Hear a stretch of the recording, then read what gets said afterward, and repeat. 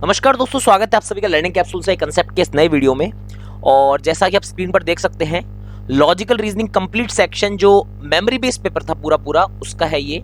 IBPS PO mains 2019 में जो paper हुआ है, आईबीपीएस पीओ मेंस का जो पेपर था हमारा, और बहुत ही अच्छा शानदार पेपर था। बहुत ही टफ लेवल का पेपर बताते हैं सभी लोग। बहुत शानदार सी बड़ी अच्छी खासी कट ऑफ गई थी इसमें, अच्छी खासी मतलब बिल्कुल नीचे लेवल पे जाके कट ऑफ गई थी। और बहुत ही अच्छा रीजनिंग का पेपर आया था। तो उसमें जो लॉजिकल रीजनिंग का जो पूरा सेक्शन है वो इस वीडियो में कवर हो जाएगा आपका। और कंप्लीटली मेमोरी बेस है, मगर ये एग्जैक्ट क्वेश्चन ऐसे के ऐसे ही थे। लिखने को मेमोरी बेस है मगर ऑलमोस्ट एग्जैक्ट पेपर यही था। तो उसमें हम लॉजिकल रीजनिंग का सेक्शन है वो इस क्लास में देखेंगे। चैनल पर नए तो सब्सक्राइब कर सकते हैं चैनल को, और साथ ही साथ में हमारा पेड कोर्स अगर लेना है तो उसकी लिंक्स जो है डिस्क्रिप्शन में दी हुई है पेड कोर्स की, जहाँ यशराज सर और मैं दोनों रीजनिंग और क्वांट दोनों ही पढ़ाएंगे। डिस्क्रिप्शन में आपको लिंक्स मिल जाएगी पेड कोर्स की। तो आईबीपीएस पीओ मेंस 2019 की लॉजिकल रीजनिंग शुरू करते हैं। और इसमें हर क्वेश्चन को करने के लिए मैं आपको 2 मिनट का टाइम दे दूंगा, 2 मिनट्स दे दूंगा क्वेश्चन को दिखाने के बाद में। 2 मिनट में आप क्वेश्चन को अटेम्प्ट करने की ट्राई करेंगे और उसके बाद में इस क्वेश्चन को कराऊंगा। तो प्रेजेंट कर रहा हूं पहला क्वेश्चन आपके सामने। 2 मिनट का समय, प्लीज पढ़िए और आंसर निकालने की कोशिश कीजिए, फिर मैं कराऊंगा इस क्वेश्चन को।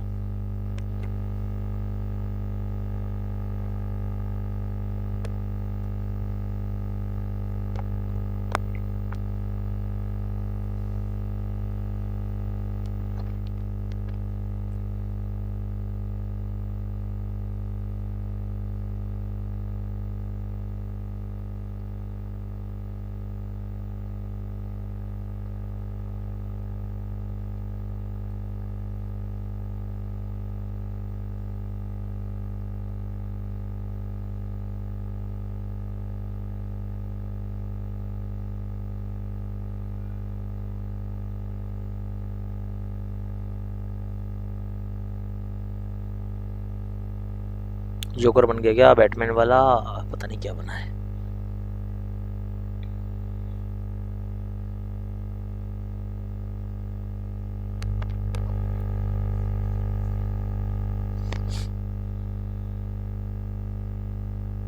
एग्जैक्ट पेपर है आईपीएस पीओ मेंस का 2019 का ये लॉजिकल रीजनिंग सेक्शन। मिलेगा नहीं आपको यूट्यूब पे कहीं भी इसका लॉजिकल रीजनिंग सॉल्व हुआ पूरा कहीं यूट्यूब पे मिलने वाला नहीं है। अच्छे से कीजिए क्वेश्चंस।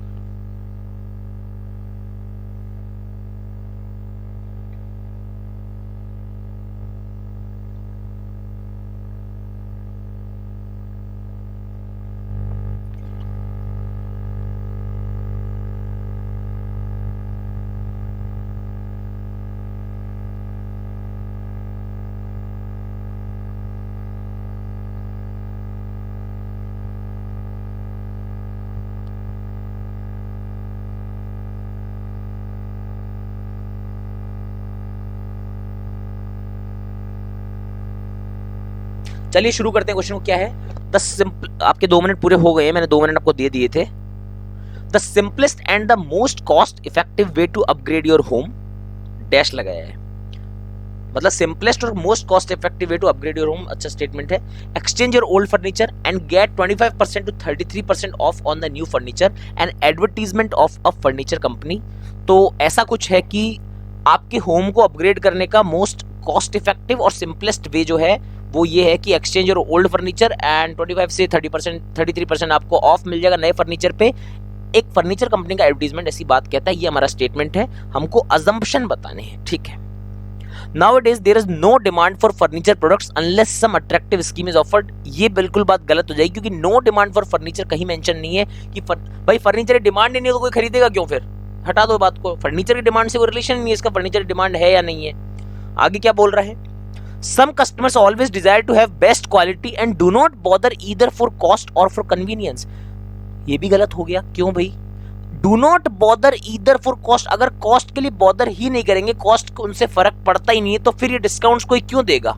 अगर कॉस्ट से फर्क नहीं पड़ता कस्टमर को, अगर कॉस्ट से उसको मतलब ही नहीं है, तो ये डिस्काउंट कोई नहीं देगा। ये डिस्काउंट दिए इसलिए जाते हैं क्योंकि कस्टमर्स को इन कॉस्ट से फर्क पड़ता है। इसीलिए हमारा ये ऑप्शन भी गलत हो जाएगा, ये भी अजम्पशन नहीं हो सकता। Some customers want to keep their home up to date with reasonable cost and with fewer hassles। Yes, बिल्कुल सही बात है। कई कस्टमर ऐसे हैं जो अपने घर को क्या करते हैं, रीजनेबल कॉस्ट में अप टू डेट रखना चाहते हैं। रीजनेबल कॉस्ट मतलब ये 25 से 30% ऑफ भी मिल गया नए फर्नीचर पे, और पुराना फर्नीचर बेच के नया ला रहे हो, इसका मतलब क्या हो गया, अपडेशन भी हो गया, अप टू डेट भी हो गया, फ्यूअर हसल्स भी हो गई कि भाई पुराना कहाँ बेचने जाते हैं, नया कहाँ से खरीदते, एक ही जगह पे सब कुछ हो गया। इसीलिए तीसरा जो अजम्पशन है वो परफेक्टली फिट होता है हमारे इस स्टेटमेंट में। इसलिए तीसरा जो अजम्पशन है वो तो कंप्लीटली क्या है, इम्प्लिसिट है। बाकी दोनों इम्प्लिसिट नहीं होंगे। क्यों? पहले में बोल दिया कि फर्नीचर की डिमांड ही नहीं है, इसलिए गलत हो गया। दूसरे में क्या बोल दिया, कॉस्ट के लिए आदमी बॉदर करता ही नहीं, तो भैया कॉस्ट के लिए बॉदर नहीं करेगा तो फिर 25% डिस्काउंट क्यों देख रहा है, अपने पिताजी को खुश करने के लिए थोड़ी दे रहा है, खुद सोचो ना यार। तो पहला और दूसरा अजम्पशन गलत हो गया, तीसरा बिल्कुल सही हो गया, और 2 नंबर का क्वेश्चन जो था ओनली 3 इज इम्प्लिसिट हमारा सही हो गया। ये हालत होती है 2 मार्क्स की। आप लोग बोलते हैं सर लॉजिकल रीजनिंग टफ आ जाएगी पेपर में, ये हो जाएगा, IBPS PO मेंस में देख लो ऐसा आता है क्वेश्चन। सारे देखते जाना लाइन से, सब दिखाऊंगा लाइन से। करिए अगला क्वेश्चन, 2 मिनट का समय आपको फिर से दे रहा हूं।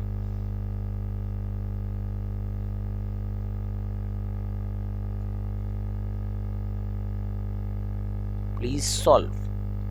2 नंबर का क्वेश्चन 2 मिनट तो दिया जा सकता है, कोई चिंता ही नहीं है। इसमें लगेगा भी 2 मिनट, आपको 1 मिनट में आंसर आ जाएगा।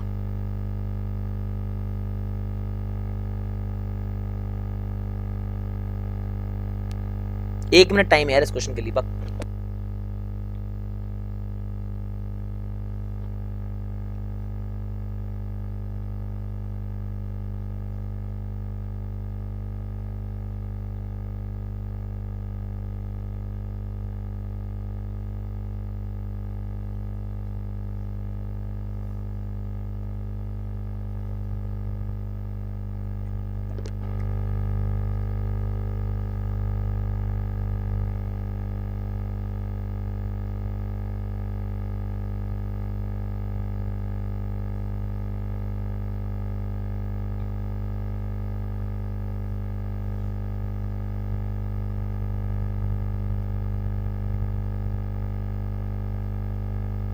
चलिए, the situation of the area still continues to be tense and out of control. People are requested to be in their homes only। ये बोल रहा है कि भाई एरिया की सिचुएशन है काफी टेंस है और आउट ऑफ कंट्रोल है, तो लोगों से रिक्वेस्ट की जाती है कि वो अपने घरों पर ही रहें। ये स्टेटमेंट बताया गया है।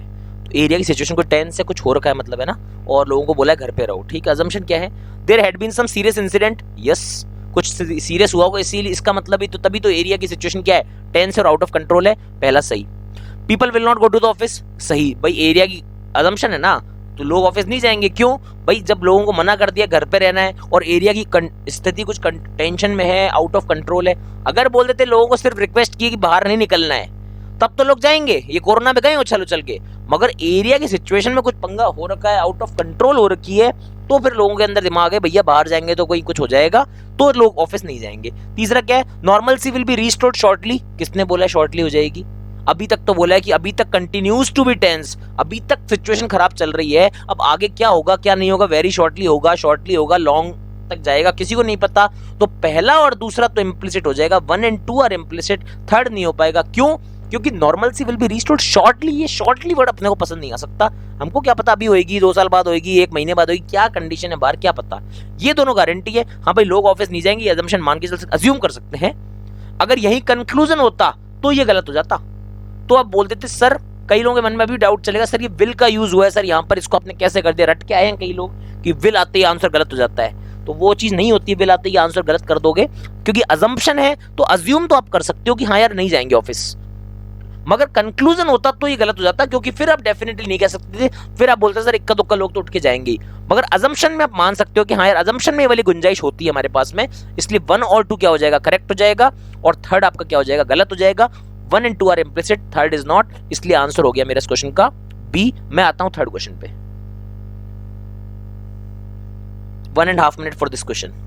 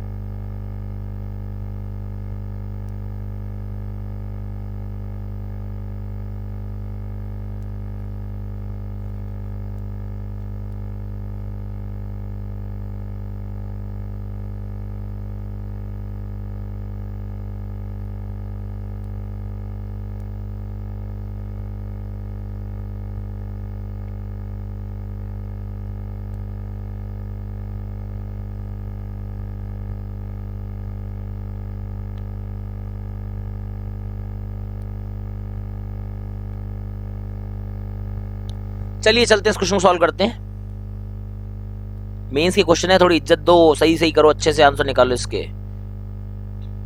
Should the consumption of aerated drinks be banned in India? ये बोल रहा है कि एरिएटेड ड्रिंक्स का कंजम्पशन इंडिया में बैन होना चाहिए, नहीं होना चाहिए। आर्ग्यूमेंट्स हैं, आर्ग्यूमेंट हमको बताने होंगे, वीक स्ट्रॉन्ग बताने होंगे। हाँ, स्ट्रॉन्ग बताना है। स्ट्रॉन्ग आर्ग्यूमेंट कौन सा है? स्ट्रॉन्ग आर्ग्यूमेंट चेक करना है। Yes, this is the only way to reduce the risk of exposing people to some disease. Only way नहीं हो सकता, स्ट्रॉन्ग नहीं हो सकता, ओनली की वजह से ये वीक हो गया आर्ग्यूमेंट सारा। ये आर्ग्यूमेंट वीक किस लिए हुआ? ओनली की वजह से हुआ है। और हाँ यार, इस क्लास में देख लेना कि आपके लॉजिकल रीजनिंग का प्रिपरेशन लेवल क्या है, क्योंकि क्लासे व्लासे आप करते नहीं हो। लॉजिकल रीजनिंग की जब होती है तो एक बार थोड़ा सा आइडिया लगा लेना क्या पेपर आता है, क्या आपको पढ़ाया जा रहा है और किसमें आपको कितनी दिक्कत होनी चाहिए। तो अगर आपको लगता है आपकी बहुत अच्छी है तो लॉजिकल रीजनिंग फिर आप कोई क्लास वगैरह अटेंड मत कीजिए। अगर लग रहा है कि नंबर नहीं आ रहे हैं इस पेपर में, हालत खराब है, तो फिर भैया लॉजिकल रीजनिंग क्लासे कर लिया करो जब होती हैं। आप नहीं करते हो इसलिए हम दे नहीं रहे क्लासे फिर आगे। नो, तो क्या हो गया? कंजम्पशन ऑफ एरिएटेड ड्रिंक्स भी बैंड इन इंडिया। तो हाँ भाई बता दिया, yes this is the only way to reduce. तो ओनली की वजह से हमारा क्या हो गया? आर्ग्यूमेंट क्या हो गया? वीक हो गया, स्ट्रॉन्ग नहीं हो सकता। आगे क्या है? No, each individual should have right to choose what he wants. ये भी गलत है। इतना फ्रैंकली कैसे करवा सकते हो यार हर इंडिविजुअल से? भाई हर इंडिविजुअल को अधिकार दे दोगे तो यार फिर तो जब बोलते हैं कि बिहार में दारू बंद कर दी है, गुजरात में ड्राई स्टेट है, तो इसका मतलब ये थोड़ी है कि यार हर आदमी को कर दो। हर आदमी चरस गांजा फूंक लग जाएगा, देश का क्या होगा फिर? समझ रहे हो? हर आदमी को इतना छूट नहीं दी जा सकती है कि वो पूरा पूरा सब कुछ करता रहे और उसको कोई सारे राइट नहीं दे सकते। आदमी को रिस्पॉन्सिबिलिटी भी दी जाती है। हर चीज का राइट नहीं दे सकते आदमी को कि कुछ भी करता रहे। कुछ भी करते रहोगे यार, सड़क पे उतर आएंगे लोग यार, कुछ भी करने लग जाएंगे। इसलिए इतना ओपन स्टेटमेंट नहीं दिया जा सकता था। इसलिए ये आर्ग्यूमेंट भी क्या हो जाएगा? वीक हो जाएगा। पहला वाला वीक क्यों था? क्योंकि ओनली वे नहीं हो सकता कि बीमारियों से बचने का एकमात्र इलाज क्या है कि एरिएटेड ड्रिंक को बैन कर दो, ये नहीं हो सकता। तीसरा आर्ग्यूमेंट क्या है? No, there is no confirmed evidence that such products have adverse effects on human body. बिल्कुल सही बात। ऐसा कोई भी कंफर्म्ड एविडेंस हमारे पास नहीं है कि एरिएटेड ड्रिंक से ह्यूमन बॉडी को इतना कोई एडवर्स इफेक्ट होता है। ये बात बिल्कुल सही है। इसीलिए कंजम्पशन बैन होना चाहिए, नहीं होना चाहिए, उसमें ये स्ट्रॉन्ग आर्ग्यूमेंट प्ले करेगा।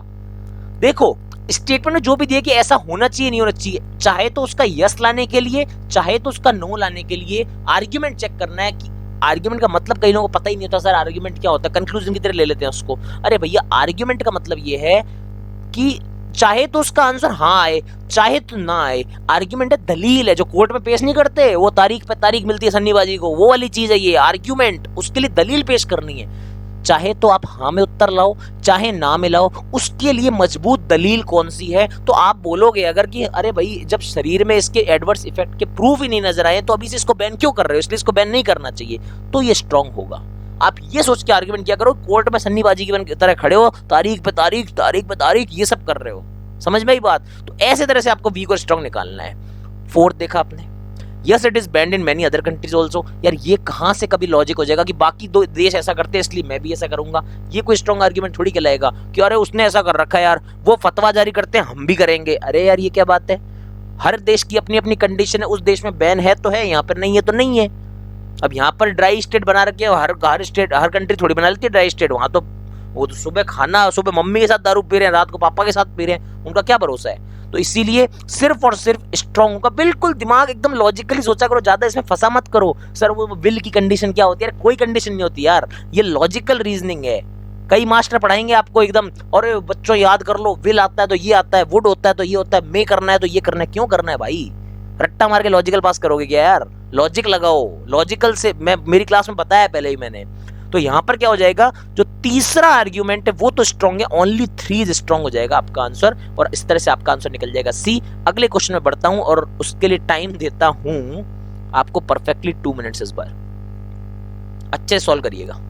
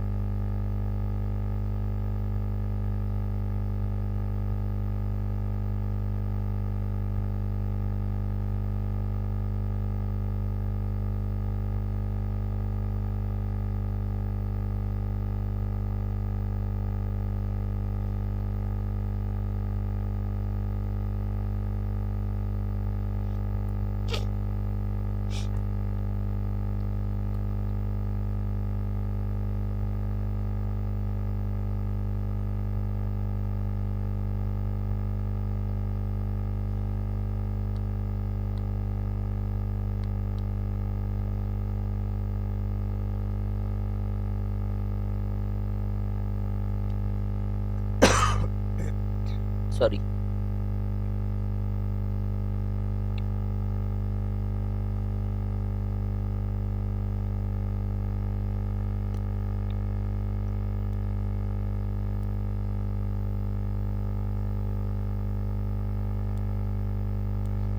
चलिए देखिए क्या बोलता है यहां पर, स्टेटमेंट दिया शुरू में, brushing of the recent 2-month discord with China over Doklam standoff, India displayed robust participation at the BRICS meeting in the Chinese port city of Xiamen in their first substantive meeting post the 73-day Doklam face-off.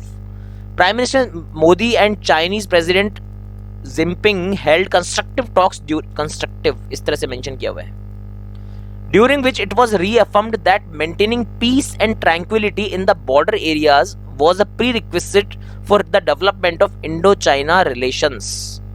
हमको बता दिया गया है भैया कि ये prerequisite है, तो पूरा स्टेटमेंट ये दिया। स्टेटमेंट से हम क्या समझते हैं भाई, सीधी सी बात है, 2-month Discord with China over Doklam से कुछ इश्यू चल रहा था इंडिया का, फिर इंडिया का ब्रिक्स मीटिंग में पार्टिसिपेशन हुआ चाइनीज पोर्ट सिटी में, वहां पर इनकी फर्स्ट सब्सटेंशियल मीटिंग थी ये, 73 डे डोकलाम में इंडिया चाइना का फेस ऑफ हुआ था, उसके बाद इंडिया चाइना की पहली सब्सटेंशियल मीटिंग थी, ये भी पता लगता है। साथ में साथ पता लगता है मोदी और जिनपिंग जो है उन्होंने कुछ कंस्ट्रक्टिव टॉक की है, जिसमें ये बातें रखी गई कि पीस और ट्रैंक्विलिटी बनाए रखने के लिए सबसे जो पहली कंडीशन होगी, प्री रिक्विजिट जो है वो होगा इंडो चाइना का रिलेशन सही करना, ठीक है। सॉरी, इंडो चाइना के रिलेशंस बनाने के लिए प्री रिक्विजिट है कि ट्रैंक्विलिटी और पीस बनाई जाए बॉर्डर एरियाज में। अगर बॉर्डर एरियाज में पीस और ट्रैंक्विलिटी होगी तब जाके आपको इंडो चाइना रिलेशंस के डेवलपमेंट के बारे में आगे सोच सकते हो, वरना नहीं सोच सकते। इतनी बातें मेंशन की है। क्या क्या मेंशन है, इतना बड़ा पैसेज टाइप का बनाया हुआ, देख लो। डोकलाम की बात हुई है, वॉर डोकलाम, वॉर डोकलाम के बाद क्या है, ब्रिक्स है, यहां पर इनकी क्या है, फर्स्ट मीटिंग है ये, ठीक है, फर्स्ट मीटिंग है, फर्स्ट मीटिंग है। उसके बाद में क्या हुआ, यहां पे कंस्ट्रक्टिव टॉक्स हुई हैं कुछ, और बोला क्या गया है, अगर इंडो चाइना रिलेशन चाहिए, इंडिया चाइना रिलेशन चाहिए, तो उसके लिए क्या होगा, बॉर्डर पीस एंड ट्रैंक्विलिटी चाहिए हमारे को। इतनी बात बताई हुई है सीधी सीधी, ये बातें मुझे सारी बताई हुई है इस स्टेटमेंट में, ठीक है। अब देखता हूं मेरे को क्या दिया है, पूछा क्या है इसमें, देखते हैं। Which of the following can be inferred from the given statement? Given statement से क्या क्या इन्फरेंस निकल सकती है। Prime minister Narendra Modi and president Jinping held their first substantial bilateral meeting at the BRICS meeting after the Doklam standoff, which had put ties between the two countries understand। बिल्कुल सही बात है, पहली मीटिंग थी, मेंशन किया था, देखो ये मेंशन किया था, फर्स्ट सब्सटेंशियल मीटिंग थी आफ्टर डोकलाम, क्योंकि वहां पे कंडीशन बहुत ज्यादा वैसी रही थी, फेस ऑफ हुआ था। पहला इन्फरेंस बिल्कुल सही है, ये हम निकाल सकते हैं। इन्फरेंस निकालना था, मैंने सारे पॉइंट लिख लिए इन्फरेंस के, जो जो पॉइंट होंगे इसमें से कुछ आ जाएगा, पहला सही है। दूसरा क्या, putting behind the Doklam standoff, India and China today agreed on a forward looking approach in their ties and make more efforts to ensure that such incident do not occur. बिल्कुल सही बात है, फॉरवर्ड लुकिंग की बात की उन्होंने, खुद ने बोला कंस्ट्रक्टिव अप्रोच ट्राई करने वाले हैं, और कंस्ट्रक्टिव के लिए वो पीस और ट्रैंक्विलिटी बनाए रखना है उनको, ताकि इंडिया चाइना रिलेशंस हो। तो फॉरवर्ड लुकिंग तो वो कर रहे हैं और उसी दिशा में काम करने के लिए उन पे बात हुई है। सेकंड इन्फ्रेंस भी बिल्कुल सही है। तीसरा क्या, counter terrorism issues were taken up during the, बिल्कुल गलत, कोई मेंशन नहीं है, टेररिज्म का कोई मेंशन ही नहीं किया है। बॉर्डर एंड वॉर के बारे में बात चलती है, टेररिज्म को कभी मेंशन नहीं हुआ पूरे पैसेज में। तीसरा बिल्कुल गलत है, पहला सही है, दूसरा सही है। आंसर क्या हो जाएगा, ओनली 1 और 2 हो जाएगा, तीसरा आंसर बिल्कुल गलत होगा, इसलिए आंसर इसका हो जाएगा ए। तीसरा इन्फ्रेंस बिल्कुल गलत है, क्योंकि टेररिज्म की कहीं बात नहीं हुई है। चलते हैं नेक्स्ट क्वेश्चन पे। इस क्वेश्चन के लिए आपको देते हैं 2 मिनट, फिर से शुरू हो जाइए। ऐसे ही सेम टू सेम क्वेश्चन थे ये वाले, लास्ट जिन्होंने दिया उनको पता होगा, करिए सॉल्व।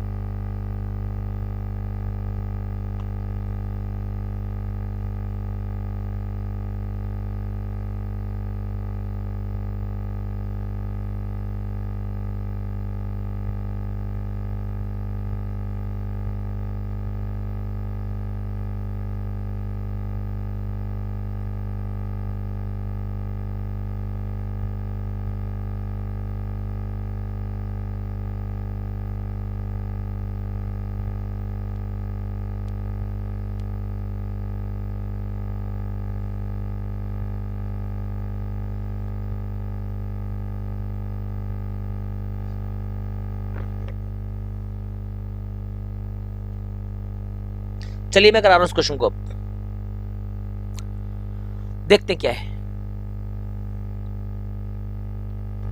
द स्टेटमेंट में दिया है द ब्लू व्हेल चैलेंज, और यार खतरनाक गेम आया था, मौत पड़ी थी, लोगों को बहुत मर रहे थे। The blue whale challenge is reportedly a suicide game, बिल्कुल सही बात है, in which the player is given certain tasks to complete over a period of 50 days and the final task leads him or her to commit suicide. हाँ सही बात है, ठीक है। Taking a serious view of the blue whale challenge game, the Madras high court directed the central and Tamil Nadu governments to explore possibilities of banning it. तो ये बात है, स्टेटमेंट में क्या मेंशन किया हुआ है कि भाई कोई ब्लू व्हेल चैलेंज गेम आया है, वो सुसाइड गेम है, क्योंकि उसके लास्ट जो उसका वो टास्क होता है उसमें सुसाइड करने को बोलता है। 50 दिन का गेम होता है ये, और इसको देखते हुए क्या है, मद्रास हाईकोर्ट ने सीरियस इशू इसको माना है, और उन्होंने क्या बोला है, सेंट्रल और तमिलनाडु गवर्नमेंट को बोला है कि अपनी इसकी पॉसिबिलिटीज देखो, जिससे कि इसको क्या कर सके, हम बैन कर सके, क्योंकि इस गेम को बैन करना जरूरी है। ठीक है, ये बताया गया स्टेटमेंट है।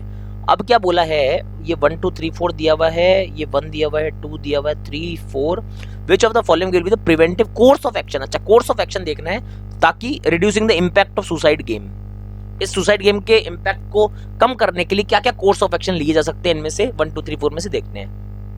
The Bengal government is planning to introduce a separate chapter on responsible use of internet in school syllabus in view of regular reports of school children in the state becoming victims of deadly online game। बिल्कुल सही बात है भाई, Bengal government क्या कर रही है, ये बच्चे जो इसके ट्रैप में फंस रहे हैं, ये डेडली गेम्स जो हैं, इनको देखते हुए क्या कर रही है, बच्चों के सिलेबस को रिवाइज करके उसमें रेस्पॉन्सिबल यूज ऑफ इंटरनेट डाल रही है चैप्टर, ताकि बच्चा समझ पाए कि भैया ये सब काम हमको नहीं करने हैं। ठीक है, और इंटरनेट का जो रेस्पॉन्सिबल यूज है वो बच्चा सीख पाए, उसके लिए उनके सिलेबस में चैप्टर ऐड कर दे रहे हैं। दूसरी बात क्या है, द जजेस suggested to state DGP and Home Secretary that severe warning be issued to those who share the dangerous online game with others। बिल्कुल सही बात है भाई, उसने बोला है कि डीजीपी और होम सेक्रेटरी को बोला है कि ऐसी वार्निंग इशू करा दो कि भाई ये शेयर वेयर करना बैन है, अगर नहीं तो फिर कुछ हो जाएगा, तो इसीलिए सीवियर वार्निंग इशू कराने बोला, एकदम स्ट्रिक्ट वार्निंग के लिए कि ये गेम शेयरिंग नहीं करनी है एक दूसरे से। ठीक है, कि गेम दूसरे को लिंक भेज रहे हैं, ये भेज रहे हैं, वो भेज रहे हैं, ये भी कोर्स ऑफ एक्शन है, इससे भी रोकथाम होगी। आपको वो चीज देखनी जिससे आपको पता लगे कि यार इस गेम का इफेक्ट कम करने में हम क्या क्या रोकथाम के लिए उपाय कर सकते हैं, इनमें से कौन कौन सा प्रिवेंटिव कोर्स ऑफ एक्शन हो सकता है, क्या क्या किया जाना चाहिए, क्या क्या स्टेप लिया जाना चाहिए, वो है कोर्स ऑफ एक्शन। थर्ड क्या है, the court stressed on the need for creating awareness among students against playing such dangerous online games in educational institutes। The bench also said monitoring should be intensified to prevent further spread of the game through sharing। बिल्कुल सही बात है, ये भी sharing पे control होना चाहिए, monitoring देखनी चाहिए कोई शेयर तो नहीं कर रहा। और कोर्ट ने क्या बोला, अवेयरनेस फैलानी पड़ेगी ऐसे डेंजरस खतरनाक गेम्स के खिलाफ एजुकेशनल इंस्टीट्यूट में जा जाके, क्योंकि वहां पर बच्चे पढ़ते हैं, बच्चों को वहां पर सिखाओगे, आप जाके अवेयरनेस फैलाओगे तो शायद वो डाउनलोड ना करें। तीसरा भी प्रिवेंटिव कोर्स ऑफ एक्शन हो जाएगा, ये भी कोर्स ऑफ एक्शन है, सीओए, ये भी सीओए है, ये भी सीओए है, सीओए का मतलब कोर्स ऑफ एक्शन कर रहा हूं मैं। The state government will conduct workshops in different schools throughout the state to counsel students on the danger of playing online games like Blue Whale either online or through mobile applications। ये भी COA है, बिल्कुल सही बात है भाई। वो क्या बोल रहे हैं, या तो ऑनलाइन या ऑफलाइन मोड से हम क्या करेंगे, बच्चों को जाके थोड़ा सा अवेयरनेस प्रोग्राम देंगे कि भैया तुमको करना है कि नहीं करना है। तो ये चारों ही हमारे हमने देखा, ये क्वेश्चन तो काफी ईजी था, कोर्स ऑफ एक्शन, हालांकि 2 नंबर का आता है एग्जाम में ऐसा ही क्वेश्चन, 2 मार्क्स क्वेश्चन आता है ये। तो चारों ही स्टेटमेंट हमारे लिए सही थे कि हाँ यार कोर्स ऑफ एक्शन सही है, इसलिए हमारा आंसर इसमें क्या हो जाएगा, ऑल ऑफ द अबव हो जाएगा। मैं आता हूं नेक्स्ट क्वेश्चन पे, जो कि लास्ट क्वेश्चन है आपका।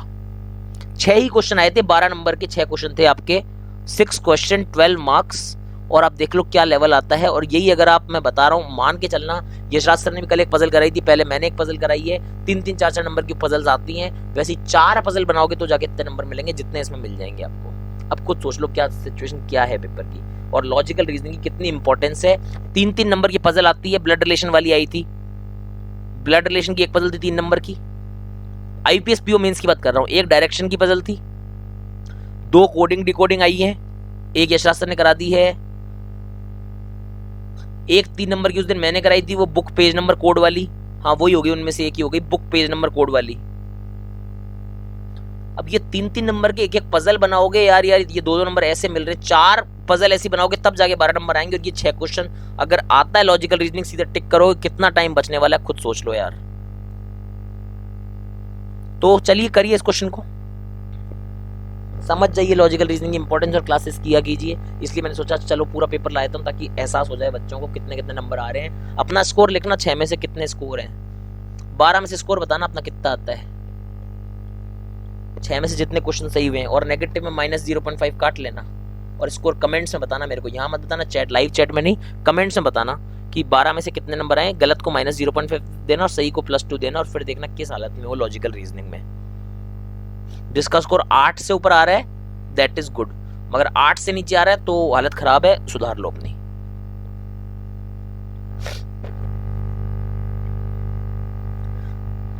चलिए मैं कराता हूं इस क्वेश्चन को, देखते हैं फटाफट, खत्म करते हैं फिर क्लास को। After the ministerial performance report and a series of meetings with BJP chief Amit Shah, PM Modi on 5th July made major strategic changes to his cabinet. ठीक है, ये पूरी न्यूज है, फिर डैश लगाया हुआ। 19 new ministers were introduced into the government while 5 were sacked. Government sources considered that with 2019 Lok Sabha polls drawing near, the concern within the government was to ensure last mile delivery of projects, which was also a reason of this expansion. Or which of the following can be hypothesized? Okay, हमको देखो इसका hypothesised का मतलब क्या हो गया, क्या हम प्री थिंकिंग कर सकते हैं, क्या एक मतलब एक क्या हमारा अजम्पशन होता है, रॉ अजम्पशन क्या क्या हो सकता है वो हमको निकालना है। ठीक है, बिल्कुल आपको रॉ अजम्पशन मान के चलना है क्या हो सकता है। क्या बोल रहा है कि भाई मिनिस्टर्स की परफॉर्मेंस रिपोर्ट आई, ठीक है, उसके बाद अमित शाह के साथ चीफ जो बीजेपी चीफ उनके साथ में मीटिंग्स हुई है मोदी जी की, और फिर क्या हुआ है कि कैबिनेट में स्ट्रेटेजिक चेंज किए हैं, नए 19 मिनिस्टर लगाए इन्होंने, और गवर्नमेंट ने क्या देखा कि 2019 लोकसभा पोल्स जैसे जैसे पास आ रहे हैं तो गवर्नमेंट को कुछ प्रोजेक्ट्स फटाफट लास्ट मिनट में इनको काम करने खटाखट पूरा करना है। और ये एक्सपेंशन का रीजन वही था कि लोकसभा चुनाव आने के कारण उनको कई सारे काम फटाफट करने हैं चुनाव आने के कारण, और एक्सपेंशन का रीजन ये है। अब बताओ क्या क्या सोच सकते हो। पहला क्या बोलता है, Modi government has received criticism from opposition for its failures to meet its promises particularly on the job growth. नहीं, ऐसा कहीं भी मेंशन नहीं है कि उनको ये थोड़ी बोला है कि यार अपोजिशन ने क्रिटिसाइज, अपोजिशन तो कुछ बोलता ही नहीं है, अपोजिशन ने क्रिटिसाइज किया। और भैया एक बात ध्यान रखना, पेपर में जाओ तो चाहे मोदी जी पे क्वेश्चन आए, चाहे राहुल गांधी जी पे आए, चाहे भैया अमित शाह पे आए, अपना दिमाग अड़ा के मत बैठना कि मैं तो ये टिक करूंगा, मेरे साथ समस्या है, देश ने मुझे दुख कर रखा है, सरकार ने मुझे दुखी किया, ये सब मत करना भैया। अगर ये सब करने लग गए तो फिर वहां जाकर होंगे क्वेश्चन गलत। क्वेश्चन में स्टेटमेंट हमेशा बोले, लॉजिकल रीजनिंग में स्टेटमेंट तुम्हारा खुदा है, भगवान है, सब कुछ यही है। इसमें जो दे दिया वो यूनिवर्सल ट्रुथ है, स्टेटमेंट में जो दे दिया वही संसार का अंतिम सत्य है, उसी के आधार पे क्वेश्चन करना। अपना दिमाग मत लगाना कि मैं तो मोदी जी का फॉलोअर हूँ, भक्त हूँ, मैं तो मोदी जी का विरोधी हूँ, ये तो ऐसा होता है, ये लेफ्टिस्ट है, राइटिस्ट है। भैया ये सब मत सोच के जाना, ये सब करोगे सोच तो वही चाहे कि थड़ी पे बैठ के भी उतनी बुड्ढे भी बोल लेते हैं बात, तुम पेपर में गलत करके आओगे, वो काम मत करना। बाहर निकलना, चाय की थड़ी पे बैठना आराम से, वहां जाके बातें करना राजनीति अखबार के पन्नों के साथ, चाय की चुस्कियों के साथ। ठीक है, ये पेपर में मत कर गया ना ये सब काम, पेपर में जो स्टेटमेंट दिया वही करना। तो स्टेटमेंट में ऐसा कुछ मेंशन नहीं था कि अपोजिशन से क्रिटिसाइज हुआ है। भाई उन्होंने तो बोला कि हम तो अपने इच्छा से कर रहे हैं, अपनी खुद की मीटिंग की, अपनी पार्टी को देखा हमने मिनिस्टर्स को, उसके बाद कर रहे हैं। क्यों? हमको अगले चुनावों के लिए काम करवाना है। अपोजिशन का फेलियर ये वगैरह कहीं भी मेंशन नहीं था, इसलिए पहला बिल्कुल गलत है। दूसरा क्या है, cabinet reshuffles and expansion can generally be categorized as tactical or strategic. बिल्कुल सही बात है भाई, टैक्टिकल स्ट्रेटेजिक है क्योंकि साफ साफ लिखा है कि ये क्या रीजन है इसका, लोकसभा पोल्स ड्राइंग नियर, तो सीधी सीधी बात है, प्रोजेक्ट निकलवाने हैं, एकदम स्ट्रेटेजी बनाई है कि भैया मिनिस्टर्स बना दो अलग अलग मिनिस्टर। अलग अलग मिनिस्टर बनाने के फायदे तो होते ही, आपको सबको राजनीति आती है इतनी सारी, तो इसलिए स्ट्रेटेजिकल पोर्शन था ये, ना तो कोई क्रिटिसाइज का, ये कोई क्रिटिकल इवैल्यूएशन या फिर क्रिटिसाइज करने के बाद किसी का रिस्पांस नहीं है, उनकी अपनी स्ट्रेटजी लोकसभा चुनाव के लिए। तीसरा क्या बोलता है, the makeover of the union cabinet shows the BJP has a clear I on the coming 2019। बिल्कुल सही बात है, 2000 शोडाउन जो 2019 लोकसभा का चुनाव होने वाला है उस पर क्लियर आंख गड़ा के बैठे हैं, तभी तो ये वाला पूरा क्या किया है, कैबिनेट एक्सपेंड किया है, साफ साफ लिखे में। ये सेकंड थर्ड तो दोनों लास्ट में मेंशन है, कहां से कहां तक मेंशन है वो भी दिखा दूं, लो भैया देख। Government sources considered that with 2019 Lok Sabha polls drawing near, concern within the government was to ensure last mile delivery of projects, which was also a reason of expansion। साफ साफ बोल दिया, बात ही खत्म हो गई, सीधा सीधा ये मेंशन कर रखा है, इसलिए हमारा रीजन लोकसभा चुनाव है, उसके लिए बनती हुई स्ट्रेटजी है। आंसर क्या आ जाएगा, ओनली 2 and 3। क्या हो गया आंसर, ए नहीं, बी नहीं, सी आंसर हो जाएगा, ओनली 2 and 3। और इस तरह से हमारे 6 क्वेश्चन का जो पूरा लॉजिकल रीजनिंग का सेट था, 6 LR question consisting of 12 marks in IBPS PO mains paper 2019। बताइएगा सेशन कैसा लगा, अगर और क्वेश्चन चाहिए, अगर ये सेशन अच्छा लगता है आप लोगों को, शेयर कर दो एक तो, और चैनल पर नए हो तो सब्सक्राइब कर दो, और अगर बता देना सेशन ठीक लगा तो बाकी आरआरबी एसबीआई के सारे ले आऊंगा। बोलोगे 2016 से 18 19 सारे पेपर करवा दूंगा अगर बोलोगे लॉजिकल रीजनिंग के लिए। तो गाइज मिलते हैं नेक्स्ट सेशन में, तब तक के लिए अपनी तबियत का ध्यान रखिए, अपने स्वास्थ्य का ध्यान रखिए, अच्छे रहिए, पढ़ते रहिए, और ये सब फालतू पोस्टपोन प्री पॉइंट सब में मत पढ़िए, अपना पढ़ाई जरूर करते रहिए और अपना बहुत सारा ध्यान रखिए। Thank you so much guys, bye bye.